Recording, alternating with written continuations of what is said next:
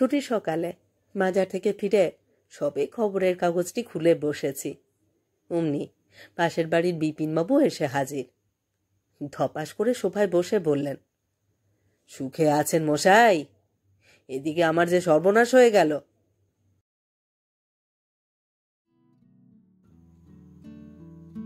নমস্কার, আমি মৌমিতা। আমার কবিতা পাঠ চ্যানেলে আমার সকল শ্রোতা বন্ধু এবং দর্শক বন্ধুকে আন্তরিক শুভকামনা জানিয়ে আজকের গল্প পাঠ শুরু করছি। আজ আমি আপনাদেরকে পড়ে শোনাব সুচিত্রা ভট্টাচার্যের লেখা একটি ছোট গল্প। গল্পের নাম উপক্রমণিকা। আমি জানি আমার মতোই আপনারা অনেকেই সুচিত্রা ভট্টাচার্যের লেখার গুণগ্রাহী। সুচিত্রা ভট্টাচার্যের লেখা মানে বেশ ঝরঝরে একটি লেখা এবং গল্পের শেষ পর্যন্ত থাকে একটি টানটানা আকর্ষণ। তাই আজকের গল্পটি বেছেছি আমার প্রিয় লেখিকার গল্প উপক্রমণিকা। আর হ্যাঁ, আমার কবিতা পাঠ চ্যানেলের আমার নিয়মিত প্রিয় শ্রোতা বন্ধুদের উদ্দেশ্যে জানাই, যদি আপনারা সুচিত্রা ভট্টাচার্যের রহস্য গল্প মিথির মাসির গল্প শুনতে আগ্রহী হন, তাহলে আমার নতুন চ্যানেল @গল্প পাঠে এই নমিতা চ্যানেলটি ভিজিট করতে পারেন। সেখানে আমি সুচিত্রা ভট্টাচার্যের লেখা মিথির মাসির গল্প রহস্য গল্পগুলি পড়ে শোনাচ্ছি। শুরু করেছি কুড়িয়ে পাওয়া পেনড্রাইভ। আপনারা চ্যানেলটি ভিজিট করতে পারেন এবং যদি ভালো লাগে শুনবেন এবং সাবস্ক্রাইব করে সাথে থাকবেন। যাই হোক, আর কথা বাড়াবো না, শুরু করছি আজকের গল্প উপক্রমণিকা। ছুটির সকালে বাজার থেকে ফিরে সবে খবরের কাগজটি খুলে বসেছি। অমনি পাশের বাড়ির বিপিনবাবু এসে হাজির। ধপাস করে সোফায় বসে বললেন, সুখে আছেন মশাই? এদিকে আমার যে সর্বনাশ হয়ে গেল। বিপিন বিহারী বটব্যাল একজন নিপাট ভালো মানুষ। পাড়ার কারুর সাথে পাছে থাকেন না, ভুলেও কখনো কারুর সঙ্গে ঝগড়া করেন না। বিনা প্রতিবাদে পাড়ার পুজোয় চাঁদা দিয়ে দেন। লোকের উপকার ছাড়া কখনো অপকার করেননি। দোষের মধ্যে দোষ, একটু বেশি কথা বলেন, এই যা। সেই মানুষের আবার কি বিপদ হলো? গামড়ে যাওয়া মুখে জিজ্ঞেস করলাম, কেন, কি হয়েছে? আর বলবেন না, যা ঝকমারিতে পড়েছি। বিপিনবাবু পা তুলে বাবু হয়ে বসলেন। কাল ছিল আমার পেনশন তোলবার দিন। সকাল থেকে মেজাজটা ভারী ফুরফুরে হয়েছিল। ঘুম থেকে উঠেই ব্যাগ হাতে সোজা চলে গেলাম বাজারে। আমাদের এই বাজারটার আজকাল কি হাল জানেনই তো, কাদায় কাদায় ছয়লাফ হয়ে থাকে। তার উপর পরশু রাতেও বৃষ্টি হয়েছিল। পিছলে পড়ে হাত পা ভাঙবার দশা। ও মা, কাদায় পড়ে গিয়েছিলেন নাকি? চোট পেয়েছেন? না না, পড়বো কেন? সামলে সুমলে ঢুকেছি তো মাছের বাজারে। দেখি ইয়া বড় বড় ইলিশ মাছ এসেছে। কি তার রং, কি তার চেহারা, গায়ে যেন রূপো ঝিলিক কাটছে। জিজ্ঞেস করলাম, কোথাকার মাছ ভাই? বলল, কোলাঘাটের। এমন মাছ আর এই বছরে আসেনি বাবু, নিয়ে যান, ঠকবেন না। ব্যাস, অমনি লোভে পড়ে কিনে ফেললাম একখানা। 1.25 কেজির ইলিশ। ও, তার সেই মাছ বুঝি পচা বেরুলো, নাকি ওজন কম? ধুর মশাই, বিপিন বিহারীকে মাছে ঠকাবে? আমার হলো গিয়ে জহুরির চোখ। কানকো দেখেই বুঝতে পারি সেই মাছ কখন জালে পড়েছে। হাতে তুলে বলতে পারি 1 মিলিগ্রাম কম বেশি। তাহলে বৌদি কি ইলিশ মাছ পছন্দ করেন না?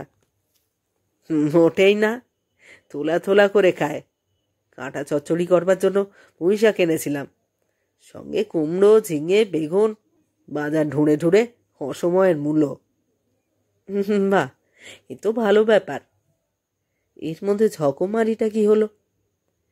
রান্নাটা কি তবে জুতের হয়নি? জুত কি বলছেন, অমৃতের মতো রেঁধেছিল আমার গিন্নি। অমন উত্তম ইলিশ বাপা কতকাল যে খাইনি। লোভে পড়ে একটার জায়গায় 3 পিস। তারপর খেয়ে বুঝি পোকাইটাই কম্বল। বদহজম? ওসব মিনমিনে রোগ আমার নেই মশাই, এখনো লোহা চিবিয়ে হজম করতে পারি। তাহলে? তাহলে আর কি, খেয়ে দিয়ে তো বেরোলাম, ছাতাটি বগলে নিয়ে। যেই না বাসে উঠেছি অমনি পকেট মার? ছিনতাইবাজের পাল্লায় পড়েছিলেন বুঝি? না না, ছোটবেলার এক বন্ধুর সঙ্গে দেখা, হরিসাধন। একসঙ্গে স্কুলে পড়তাম আমরা। হরিসাধনটা ছিল বেজায় বজ্জাত। স্কুলের পেছনে একটা নারকেল গাছ ছিল। টিফিনের সময় গাছটায় তরতর করে উঠত, ডাব পেড়ে আনতো। যাদের গাছ তাদের সঙ্গে এই নিয়ে যে কতবার ঝামেলা হয়েছে। একবার জানেন, ভদ্রলোক হেড স্যারের কাছে কমপ্লেন ঠুকে দিলে। আমাদের হেড স্যার ছিলেন বেজায় কড়া, গুনে গুনে 25 ঘা বেদ লাগিয়েছিলেন হরিসাধনের তালুতে। বেচারার হাতের চেটো ফুলে ঢোল, বাড়িতেও বলতে পারছে না। মার খাওয়ার কারণ শুনলে তারাও ছেলেকে উত্তম মধ্যম দেবে। তা বাজারে একটা বরফের দোকান ছিল, সেখান থেকে বরফ এনে রুমালে বেঁধে হাতে পুলটিস লাগানো হলো। তাতেও হরিসাধনের দৌরাত্ম্য কমেনি।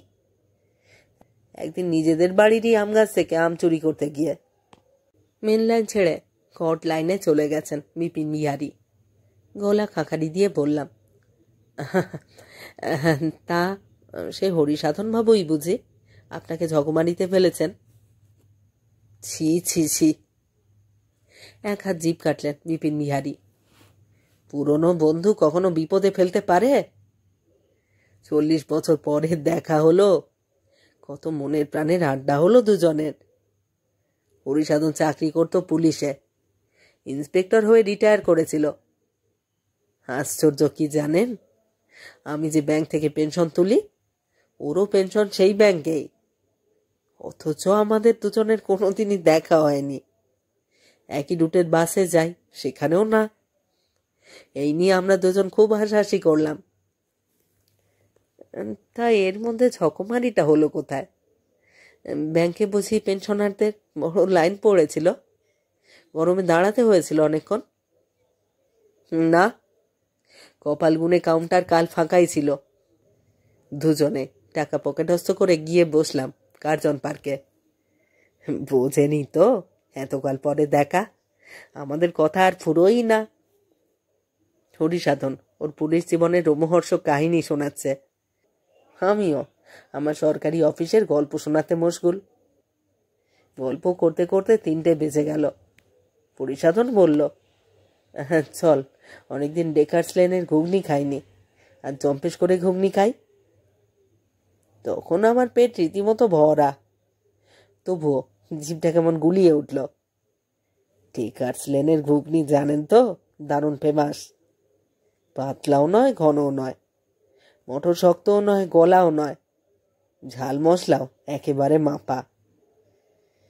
তা 1 প্লেট খেয়ে থামতে পারলাম না, নিয়ে ফেললাম আর 1 প্লেট। বুঝেছি, সেই ঘুগনি খেয়েই পেট গেছে, তাই নিয়ে ভুগছেন সকাল থেকে।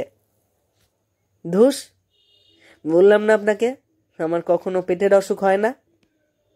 এই বয়সেও আমার স্টমাক যথেষ্ট শক্তপোক্ত। তা 2 প্লেট করে ঘুগনি ছাটিয়ে আমি আর হরিসাধন উঠে তো পড়লাম। ও গেল মেয়ের বাড়ি শ্যামবাজার, আর আমি উঠলাম ফিরতি বাসে। তখন অফিস সবে ছুটি হব হব করছে। বাসে রীতিমতো ভিড়। কোনো রকমে গাদাগাদি করে দাঁড়িয়েছি। পকেটে পেনশনের টাকা।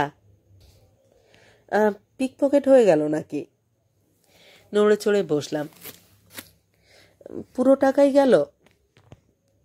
মাথা খারাপ, আমার পকেট মারবে?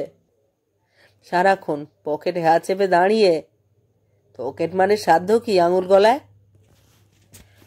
তবে যাই বলুন, এক বগলে ছাতা আর অন্য হাতে পকেট সামলানো মুখের কথা নয়। মনে মনে তখন খুব রাগ হচ্ছিল, কেন ছাতা নিয়ে বেরুলাম। সেই অকাজে ছাতাটাই বুঝি গেল শেষে। ঠিক উল্টো, ছাতাটাই বরং কাজে লেগে গেল মশাই। বাস থেকে নামবার পরেই তো বৃষ্টি হলো কাল। হলো মাত্র 10 মিনিট, কিন্তু তার কি তোড় ছিল বলুন। পেট আমার পোক্ত বটে, তবে লাংস দুটো তো ঝরঝরে। বৃষ্টির ফোঁটা গায়ে পড়লেই শুরু হয়ে যায় সর্দি কাশি। দেখ না দেখ সোজা নিতে হয়। তা ওই ছাতার কল্যাণেই কাল বেঁচে গেলাম বলা যায়। টাকাটাও ভিজলো না। কি কাণ্ড! এই তো দেখি সব ভালো ঘটনা। তা আপনার সর্বনাশটা হলো কখন? বলছি মশাই, বলছি। বাড়ি ফিরে দেখি এক বিচ্ছিরি অবস্থা। গিন্নি অন্ধকারে বসে, মুখ কালো করে। কেন কেন?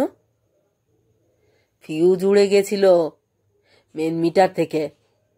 ভাবুন, এই গরমে যদি কারেন্ট না থাকে। ইলেকট্রিক মিস্ত্রিদের তো জানেন, ভগবানকে পাওয়া সহজ, তাদের দর্শন পাওয়া যায় না। ও, তার মানে সারা রাত ঘুমোতে পারেননি, গরমে সেদ্ধ হয়েছেন? হতাম যদি নিজে ইলেকট্রিকের কাজ না জানতাম। ওইসব টুকটাক কাজের জন্য আমি মিস্ত্রির পরোয়া করি না মশাই। এই তো সেদিন আমার জলের কলটা খারাপ হয়ে গেল, আমি থোড়াই কলের মিস্ত্রি ডেকেছি। সোজা চলে গেলাম ওয়েলিংটন। কল কিনলাম, পাইপ কিনলাম। জানেন তো ওখানে পাইপ কল সব বেশ সস্তা, বিশেষ করে চাঁদনি মার্কেটের দিকটায়। এখানে যদি দাম হয় 100 টাকা, ওখানে তার দাম হবে 60। মিস্ত্রিও কলে হাত দিলে না হোক নিত 50-60 টাকা। তাহলে কতগুলো টাকা আমার বাঁচে বলুন। তবে কাল নিজে ফিউজ ছাড়াতে গিয়ে, আহা, কারেন্ট খেয়েছেন বুঝি? কারেন্ট খেয়েছেন তো? ফিউজ ছাড়াতে গিয়ে তার খুঁজে পাচ্ছিলাম না। তারপর মনে পড়লো বাথরুমের লফটে পুরনো তার প্লাস্টিকের প্যাকেটে মুড়ে রাখা আছে। ওই অন্ধকারের মধ্যেই অ্যালুমিনিয়ামের সিঁড়ি চড়ে হাতড়ে হাতড়ে তার বের করলাম। তারপর তো ফিউজ লাগানো 2 মিনিটের কাজ। তবে হ্যাঁ, একটু মেপে জুপে লাগাতে হয়। তার বেশি মোটা হলে মেইন উড়ে যাবে, বেশি পাতলা হলে নিজেই ঘন ঘন জ্বলবে। তার বেশি মোটা হলে মেইন উড়ে যাবে, বেশি পাতলা হলে নিজেই ঘন ঘন জ্বলবে। অবশ্য আমার ভালো প্র্যাকটিস আছে তো আমার হাতে তেমন বিপদের আশঙ্কা কম। এই যে দেখি রুশি সৈনিক, রোদে পড়ে না, জলে ভেজে না, সমস্ত বিপদ টপকে টপকে চলে যায়। এমন মানুষের কি বা সর্বনাশ ঘটতে পারে? নতুন করে প্রশ্ন করতেও সাহস হচ্ছে না। কোন কথা থেকে বিপিনবাবু কোথায় চলে যাবেন ঠাহর করার দায়। ভয়ে ভয়ে বললাম, সর্বনাশের কথা পরে হবে, একটু চা খাবেন তো? সঙ্গে সঙ্গে বিপিন বিহারীর প্রৌঢ় মুখখানি উদ্ভাসিত। অবশ্যই অবশ্যই, ওই সর্বনাশের কথাই তো আপনাকে বলতে এসেছি মশাই। মানে? কাল রাত্রিরে ছেড়ে এসেছিল, মাকে 2 দিনের জন্য নিয়ে গেল নিজের ফ্ল্যাটে, নাতি নাতনিদের সঙ্গে মৌজ করবেন বলে। আপনার বৌদিও ড্যাং ড্যাং করে চলে গেলেন। রান্নার লোকে আসবে সেই বেলা 10টায়। তা এতক্ষণ চা না খেয়ে থাকি কি করে বলুন তো? এটা কি একটা সর্বনাশ নয়? নাকি একে ঝকমারি বলবেন না? মুখে জবাব এলো না। ঘাড় নাড়লাম ঢক করে। বিপিনবাবুর গলায় অনুযোগ। আর তখন থেকে আপনাকে তো এই কথাটাই বলতে চাইছি। আপনি উল্টো পাল্টা গপ্প জুড়ে আমার সব গুলিয়ে দিচ্ছিলেন।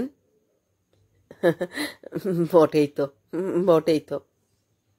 এইবারও আমার ঘাড় নড়েছে। সিধে সাদা ভাবেই মহান সর্বনাশের গল্প ভেঁধেছিলেন বটে বিপিনবাবু।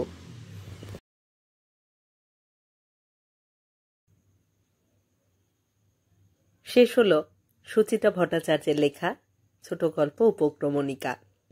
কেমন লাগলো আজকের গল্পটি তা অবশ্যই কমেন্ট বক্সে আমাকে লিখে জানান। প্রত্যেকটি গল্প পড়বার পরে আপনাদের মতামতের অপেক্ষায় থাকি। আপনাদের মতামত আমার কাছে অত্যন্ত মূল্যবান, আমার এগিয়ে চলার অনুপ্রেরণা। যদি আমার গল্প নির্বাচন এবং পাঠ আপনাদের ভালো লাগে অনুগ্রহ করে একটি লাইক করবেন এবং গল্পগুলিকে আপনাদের প্রিয়জনের মধ্যে শেয়ার করবার অনুরোধ রইল। আমার কবিতা পাঠ চ্যানেলে যারা নিয়মিত আমার পুরো গল্প পাঠ শুনছেন তাদের জানাই আমার আন্তরিক ধন্যবাদ। যারা এখনও আমার কবিতা পাঠ চ্যানেলটি সাবস্ক্রাইব করেননি তাদের অনুরোধ সাবস্ক্রাইব করে সাথে থাকার। সবাই খুব ভালো থাকুন আর থাকুন পরের গল্পের অপেক্ষায়।